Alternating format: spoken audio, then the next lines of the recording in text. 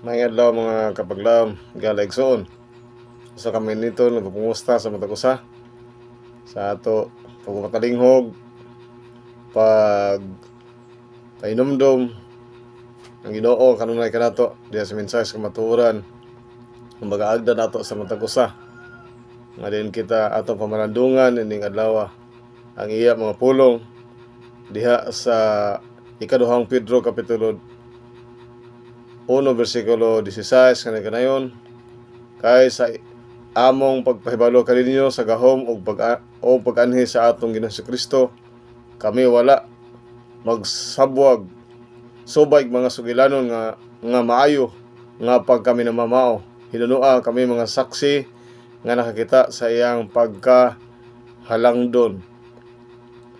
Usa kini ka pahimangno pasidaan kanato tanan nining kapanahonan sa katapusan aron mahimamat ang fanatismo. Balik-balik sa nangaging katuigan, ako giagda sa pagsulti sa pagprotesta batok sa hinanduraw o gidili nga mga laraw nga gipahayag sa usa ug usa. Ang akong mensahe sukad niadto iwali ang pulong sa yano ug uban sa tanang pagkamapinubsanon, pagpresentar og klaro, walay sagol nga kamatuoran ngadto sa katawhan. Ayaw pag-abli sa portahan sa mga panatiko nga kalihukan kay ang impluhensya nini magadala og kalibog sa unahuna o pagkadiskoryo ug kakulang sa pagtuo sa katawhan sa Dios. Bisan asa ako tawgon sa pagkigtagbo sa atubang sa fanatismo sa lain-laing mga porma nini, ako nakadawat og tin-aw positibo ug klaro nga mando sa pagbarog sa akong tingog batok sa influensya nini.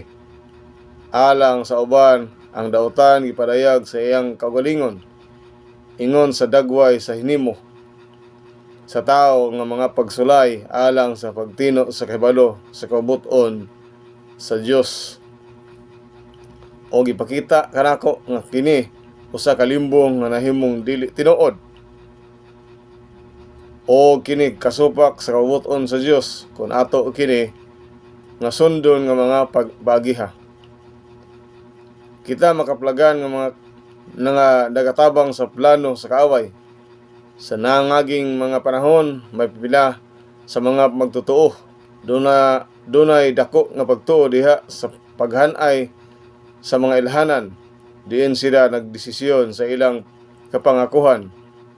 Ang uban adunay ingon ni ana nga pagsalig niining mga ilhanan nga mga lalaki mingabot sa punto hangtod sa pagbaylo og asawa sa ingon nagdala sa pagpanaw ngadto sa simbahan.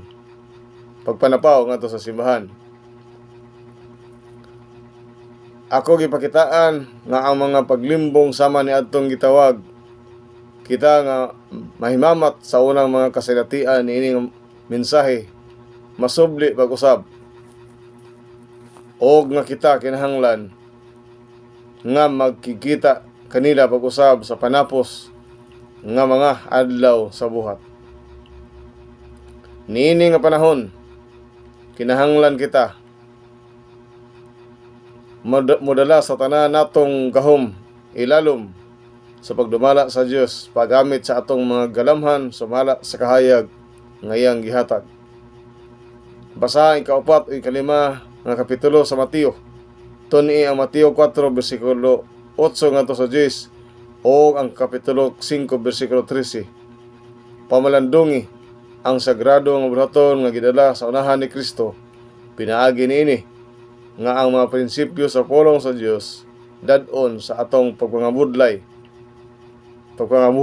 Selected Messages Volume 2 pahina 28 ngadto sa 29. Usa ka klaro og tino kapag lahi higala igsuon. Nining katong kapanahonan nagadaghan kini nga nagasubli nga mga panatiko. Hinaot nga balang kasulatan may tino usab nga mga tudlo kanato sa pagbuhat niini sa atong kapanahunan nga diin kita magasunod sa tinud-anay ug lunsay nga pag-alagad diha sa ato nga buhi nga Dios. God bless us all.